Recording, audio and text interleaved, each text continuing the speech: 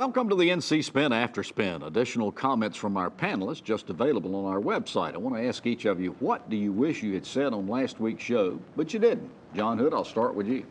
Well, Tom, you never gave me a chance to do my rundown of the various Soil and Water Conservation District races. I wasn't planning to do it anyway, but you just didn't ask me.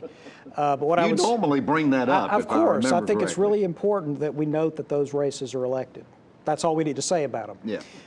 What I would say about the governor's race, actually, Chris made the point that demographics matter in trying to analyze these polls. The clearest example is in the governor's race polls. In the polls that have McCrory ahead, you will typically see the 50 and up category make up a significant share of the electorate. In the polls that have McCrory ahead, that 50 and up category. Wait a minute, you said McCrory in both cases. In the ones that have Cooper ahead. Okay. Typically, that number is closer to 55% of the electorate being 50 years old or older.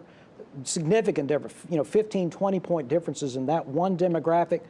The source data may be kind of similar, but depending on how you screen for likely voters, each pollster has a secret sauce that they don't share.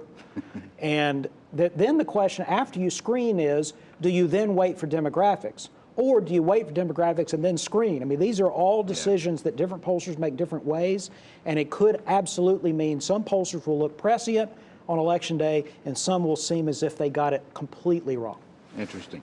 Andy, what do you wish you'd have said on last week's show that you didn't get a chance to say? Well, I guess since we're talking about polls, I think it would have been fun to talk a little bit more. We've got a limited amount of time, but about the science of polling and some of the problems that these pollsters have and why we see these discrepancies in across polls. Gone are the days where you can just take random telephone numbers and call someone and be sure that they will be there at a certain time of day, pick up the phone and answer the survey.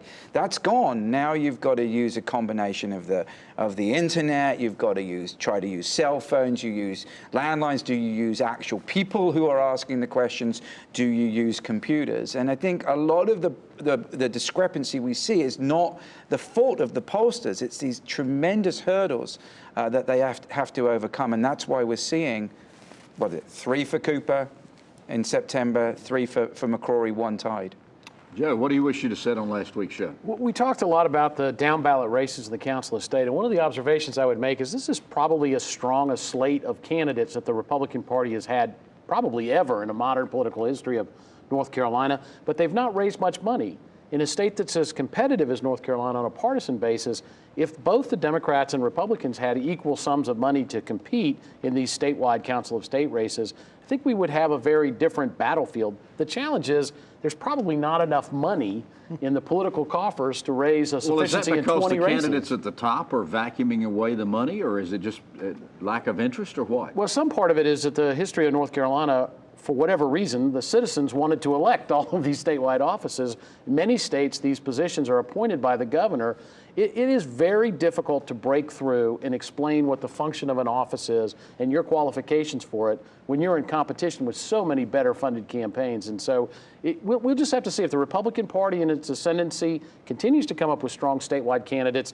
Perhaps the money will appear, and these will be far more competitive races in the future. Chris, what do you wish you'd have said on last week's show? Well, if there was ever a year that was argued for a new way to do redistricting in North Carolina, it would be this year. You notice we didn't spend any time on the congressional races, and for good reason. They're almost, with maybe one exception, they're almost all decided. The Republicans are likely to have 10 congressional seats after the end of this election, and Democrats are likely to have 3. Same as they do now. Same as they do now, and everybody around this table has talked about what a tight, closer year it is, how evenly divided North Carolina is, and yet the people of North Carolina are going to be represented by a dramatically uneven congressional delegation, and I hope this will encourage people to ask why, and maybe we can change this before the Democrats get back in power, if and when they do, and try to do the same thing. We have to change the system so all these races will be competitive.